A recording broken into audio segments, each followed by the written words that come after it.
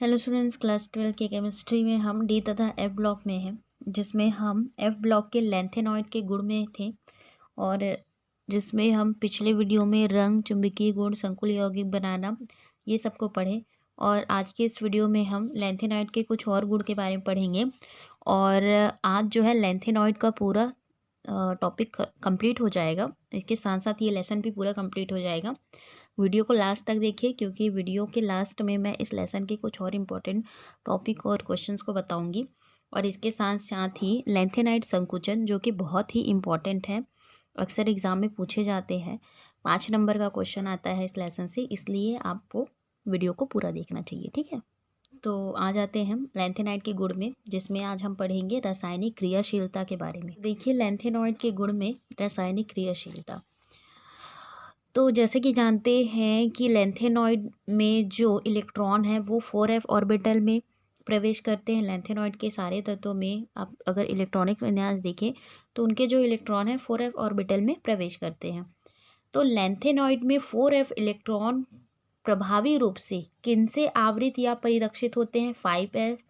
5s 5p और 6s electron से क्या होते हैं? ये कवर्ड होते हैं। 4f वाला जो है ऑर्बिटल, ये इनसे क्या होता है? कवर रहता है, जिसके कारण क्या होता है, इनकी जो रासायनिक क्रियाशीलता है उनमें बहुत कम विभिन्नता पाई जाती है या डिफरेंसेस पाए जाते हैं। तो देखिए, लैंथेनॉइड जो है अत्यधिक क्रियाशील एवं श्वेत धातु होते हैं, जो कि वायुमंडल के प्रभाव से, मतलब ये बहुत जल्दी एयर से या फिर वायु से क्या कर लेते हैं? रिएक्ट कर लेते हैं, मतलब बहुत ज़्यादा क्रियाशील हैं। और वायुमंडल में वायु के प्रभाव से क्या हो जाते हैं? ये मटमैले हो जाते हैं। ठीक है, अगर इनको थोड़ी सी भी हवा मिली, एक्चुअली ये रहते कैसे हैं? वाइट कलर के होते हैं, लेकिन अगर इनको एयर मिला, ये अगर वायुमंडल के टच में आए, एयर के टच में आए, तो ये कैसे हो जाते हैं? मटमैले टाइप के हो जाते हैं। इसका अपवाद है इटरबियम, जिसका सिंबल होता है YB। इस पर वायु का या फिर टेम्परेचर का इसका कोई इफेक्ट नहीं होता, क्योंकि ये वायु से भी अप्रभावित होता है। और इसको अगर 100 डिग्री सेल्सियस ताप पर भी गर्म किया जाए तो भी ये अप्रभावित रहता है। तो ये जो है अपवाद है। बाकी जितने भी लैंथेनॉइड है वो सब क्या होते हैं? क्रियाशील हैं, और वो एयर के टच में आते ही कैसे हो जाते हैं? मटमैले हो जाते हैं। लेकिन ये बस नहीं होता। अब देखिए, लैंथेनॉइड तत्वों की रासायनिक क्रियाशीलता के आधार पर कुछ गुण हैं। आपकी बुक में 4-5 गुण हैं, आप बुक से भी पढ़ सकते हैं। यहाँ पे मैंने सिर्फ 2 गुण को लिखा है, जो कि छोटे छोटे हैं। तो देखिए, लैंथेनॉइड जो तत्व होते हैं वो तनु अम्ल के साथ क्रिया करके हाइड्रोजन गैस रिमूव करते हैं। इसके साथ साथ लैंथेनॉइड जो है, उनको अगर हैलोजन के वातावरण में रख दिया जाए, मतलब हैलोजन मतलब समझते होंगे, 17वें समूह के जो तत्व होते हैं उनको हैलोजन बोला जाता है। फ्लोरीन, क्लोरीन, ब्रोमीन, आयोडीन, इन सबको हैलोजन कहा जाता है। तो अगर लैंथेनॉइड को हैलोजन के वातावरण में रख दें, या फिर हैलोजन के वातावरण में जलने पर ये क्या बना लेते हैं? हैलाइड बना लेते हैं। मतलब हैलोजन से क्रिया करके क्या बना लेते हैं? हैलाइड बनाते हैं। अगला जो हम पढ़ेंगे वो होगा लैंथेनाइड संकुचन, जो कि मोस्ट इम्पॉर्टेंट टॉपिक है। ये जो है मैंने आपको बताया भी था, ये एक साल पूछा गया था, 2018-19 में ये क्वेश्चन पूछा गया था, अथवा में था ये क्वेश्चन। ठीक है, लैंथेनाइड संकुचन क्या है? लैंथेनाइड संकुचन के कारण व परिणाम लिखिए।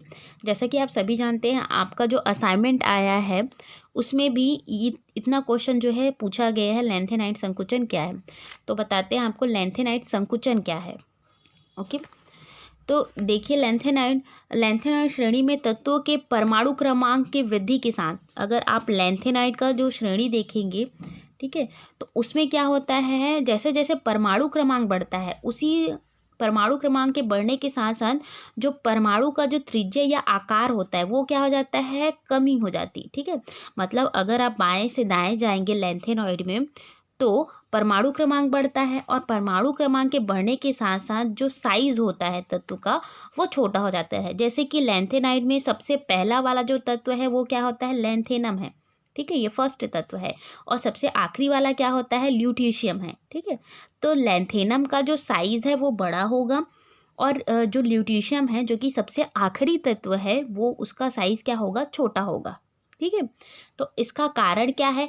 इसका कारण है कि लैंथेनाइट संकुचन, देखिए जैसे जैसे परमाणु क्रमांक में वृद्धि होती है क्या होता है, नाभिक का आवेश ज़्यादा होता है। और नाभिक का आवेश अगर ज़्यादा हो गया, ठीक है, नाभिक का आवेश अगर ज़्यादा है तो वो क्या करता है, बाहरी कक्षा के इलेक्ट्रॉन को अपनी ओर आकर्षित करता है। ठीक है, तो इस तरह से जैसे जैसे परमाणु क्रमांक बढ़ेगा नाभिक का आवेश भी क्या होगा, बढ़ेगा। और जिसके कारण क्या होगी, परमाणु का जो साइज होगा या परमाणु की त्रिज्या होगी वो भी क्या हो जाएगी, कम होगी। ठीक है, अगर नाभिक का आवेश बढ़ेगा तो परमाणु का जो साइज होगा वो क्या हो जाएगा, कम होगा। तो इसी को क्या कहा जाता है, लैंथेनाइट संकुचन कहा जाता है। ठीक है, संकुचित होना, साइज का क्या हो जाना, संकुचित हो जाना, वो क्या कहलाता है, लैंथेनाइट संकुचन।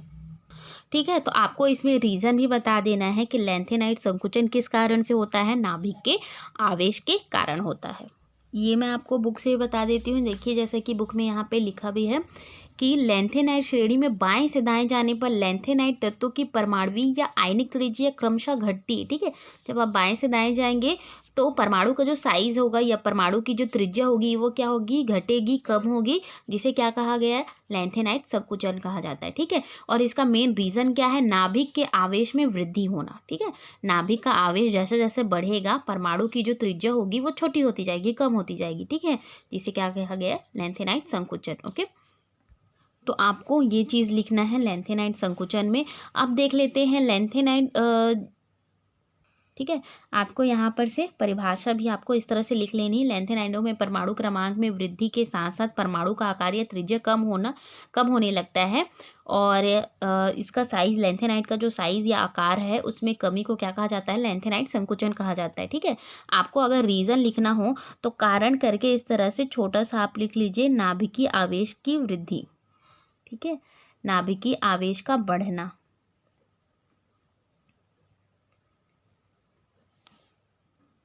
अब आ जाते हैं हम लैंथेनाइट संकुचन के कारण। तो किस कारण से होता है, जैसे कि मैंने अभी आपको बताया सिंपल से में, नाभिक का आवेश। ठीक है, तो ये इतना लंबा है, आप जो मेन पॉइंट है आपको पता होना चाहिए। ठीक है, क्या होता है नाभिक का आवेश। अब नाभिक का आवेश क्यों बढ़ता है, यहाँ पे लिखा हुआ है, आप इसको स्क्रीनशॉट कर लीजिए। ठीक है, स्क्रीनशॉट कर लीजिए, वीडियो को पॉज करके लिख लीजिए। पर इसका कारण भी जो है अक्सर पूछा जाता है कि नाभिक का लैंथेनाइट संकुचन का कारण क्या है। ठीक है, तो आप इसको लिख लीजिए। और अभी फ़िलहाल मैं एक्सप्लेन नहीं कर पाऊंगी क्योंकि वीडियो बहुत लंबा हो जाएगा। देख लेते हैं लैंथेनाइट संकुचन के परिणाम, ये भी पूछा गया था। ठीक है, तो लैंथेनाइट संकुचन का रिजल्ट क्या होता है अगर ये लैंथेनाइट संकुचन हो। तो देखिए जैसा कि हमने डी ब्लॉक में पढ़ा था, परमाणु त्रिज्या या आयनिक त्रिज्या। ठीक है, तो वहाँ पे जैसे कि हमने देखा था द्वितीय संक्रमण श्रेणी और तृतीय संक्रमण श्रेणी, मतलब कि 4D श्रेणी और 5D श्रेणी, इनका जो परमाणु त्रिज्या होता है वो लगभग समान होता है। ठीक है, इनका जो परमाणु त्रिज्या या साइज होगा 4D और 5D श्रेणी का वो लगभग इक्वल होता है। इसका कारण क्या है, लैंथेनाइट संकुचन के परिणाम स्वरूप ही इनका जो परमाणु त्रिज्या होता है वो लगभग एक जैसा होता है।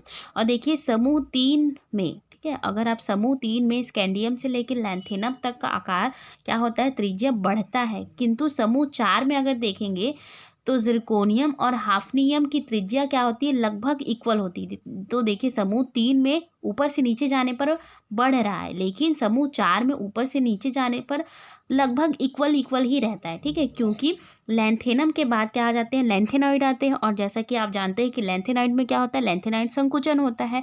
तो लैंथेनाइट संकुचन के कारण क्या होता है कि साइज क्या हो जाते हैं, छोटे होते हैं। अगला देखेंगे हम लैंथेनाइट का पृथक्करण। लैंथेनाइट का जो पृथक्करण है तो इसमें लैंथेनाइट संकुचन के कारण इनके जो केमिकल प्रॉपर्टीज़ होती हैं उनमें लगभग समानता होती है, और जिसके कारण इनको जो शुद्ध अवस्था है उसमें प्राप्त करना कठिन होता है। इनको केवल आयन विनिमय विधि के द्वारा ही अलग किया जा सकता है। आगे जो थर्ड पॉइंट है वो है ऑक्साइड तथा हाइड्रोक्साइड के क्षारकीय गुण। ये है ऑक्साइड का फॉर्मूला और ये है हाइड्रोक्साइड का फॉर्मूला।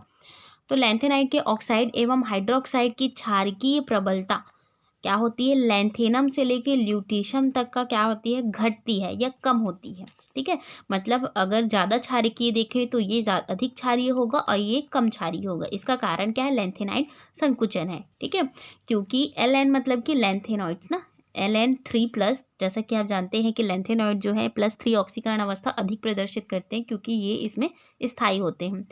तो Ln3+ आयनों का जो आकार है La3+, मतलब लैंथेनम 3+ से लेके ल्यूटीशियम 3+ तक क्या होता है, घटता है या कम होता है। अतः अगर हम इसके क्षारकीय प्रबलता के बारे में देखें, यहाँ पे हाइड्रोक्साइड के बारे में बताया गया है, तो LaOH3 जो है अधिक क्षारीय होगा और ये क्या होगा, कम क्षारीय होगा। ठीक है। उसी तरह अगर ऑक्साइडों के बारे में बात करें तो Ln2O3 ये क्या होगा, अधिक क्षारीय होगा और ल्यूटीशियम वाला क्या हो जाएगा, मतलब अगर बोलूँ तो Lu2O3 ये क्या हो जाएगा, कम क्षारीय होगा। ठीक है। तो लैंथेनाइड तत्वों की परमाणु क्रमांक के साथ क्या होती है, घटती है। जैसे जैसे परमाणु क्रमांक बढ़ेगा उसकी क्षारीयता क्या होगी, कम होगी। ठीक है, घटेगी। अब आ जाते हैं हम डी ब्लॉक और एफ ब्लॉक के कुछ इंपॉर्टेंट टॉपिक्स पे। तो ये जो इंपॉर्टेंट टॉपिक है ये तो मैं आपको ऑलरेडी बता चुकी हूँ। ये जो है संक्रमण तत्व के इंपॉर्टेंट टॉपिक है। आज मैं आपको इस पूरे लेसन का इंपॉर्टेंट टॉपिक बताऊंगी, बुक के पीछे में जो रहते हैं वो।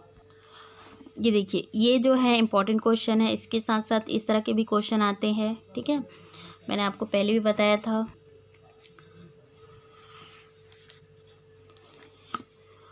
ये देखिए, इसी तरह अभी जो मैंने पढ़ाया है उसमें यही वाला क्वेश्चन, ठीक है, कि LuOH3 एवं LaOH3 में कौन अधिक क्षारीय होगा, तो कौन अधिक क्षारीय होगा, ये वाला अधिक क्षारीय होगा। ठीक है। इसके साथ साथ ये चुंबकीय आघूर्ण की गणना कीजिए। तो चुंबकीय आघूर्ण की गणना ये फॉर्मूला मैंने उस टाइम पे बताया था। n मतलब क्या होता है, n मतलब होता है अयुग्मित इलेक्ट्रॉनों की संख्या। तो देखिए यहाँ पे कितने अयुग्मित इलेक्ट्रॉन है, 1 2 3, 3 अयुग्मित इलेक्ट्रॉन है। तो n की जगह पे आप क्या लिखोगे, 3 लिखोगे। ठीक है, तो n की जगह पे जहाँ जहाँ भी n है वहाँ पे 3 लिखाया है और फिर सॉल्व किया गया है। उसी तरह से ये लैंथेनाइड संकुचन की तुलना में ये वाला जो है इम्पॉर्टेंट क्वेश्चन है। ये दोनों क्वेश्चन जो है बहुत इम्पॉर्टेंट क्वेश्चन है। उसके साथ ये क्वेश्चन जो है अभी सप्ली का जो एग्ज़ाम हुआ था 12th का केमिस्ट्री का, उसमें ये क्वेश्चन जो है पूछे गए हैं और आपके असाइनमेंट में ये वाला क्वेश्चन अभी अभी आया भी है ना। तो ये सारे के सारे क्वेश्चन जो है चारों क्वेश्चन बहुत इम्पॉर्टेंट है। और इसी के साथ साथ ये सारे क्वेश्चन भी जिसमें जिसमें टिक लगा है, आपकी बुक के सबसे लास्ट में इस तरह से लैंथेनॉइड और एक्टिनॉइड इनमें अंतर दिया गया है। तो एटलीस्ट आप 5 अंतर करके ही रखोगे, क्योंकि चूँकि 5 नंबर का आएगा इसलिए एटलीस्ट आप 5 अंतर तैयार रखो लैंथेनॉइड, एक्टिनॉइड और डी और एफ ब्लॉक में। ठीक है। तो इसी के साथ ये लेसन कंप्लीट होता है। मैं अगले में अध्याय 9 को नहीं पढ़ाऊँगी, क्योंकि अध्याय 9 अगर पढ़ेंगे तो पीछे हो जाएंगे और ना, इसलिए मैं अध्याय 10 से स्टार्ट करूँगी अगला जो वीडियो होगा वो।